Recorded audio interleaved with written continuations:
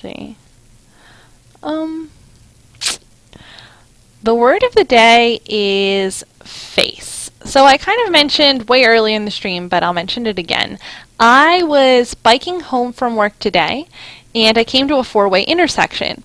And I saw another man on a bike approaching the four-way intersection at the same time. So there was this moment where I was like, well, it's not like one of us is going to get there first. We're going to be there at about the same time. And it was a stop sign intersection. So neither of us was going to come to a full stop, because fuck that, we're on a bike. Like, it's just a pain in the ass to totally stop. You just kind of do a check stop at a stop sign.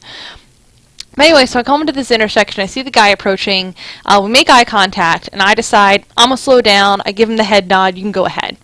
And this guy gives me this big grin, and he speeds on right through, and he says, "Thank you so much."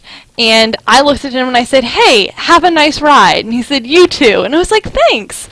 And it wasn't that this was such a ridiculous moment as much as I thought about how that would not have happened if I was in a car. Like, I would not have had that incredible, like, just face-to-face moment with another stranger who was a human being who just made me smile. And the reason that that happened was because I could see his face. And I think that's something that also comes up when I'm streaming. I think the fact that, you know, I have my face out there and people can see a face to the game that's playing, it makes it feel more personal, and then they can enjoy someone else's experience of playing a game as opposed to just playing their own. And I think that there's a lot of other things, especially on the internet, where because I can't see someone's face, I kind of separate from them. Like, having that wall between me and another driver in a car makes me a little bit less nice to them. So what I'm getting at is that I would like to try to get that feeling of looking at another person's face a little more often.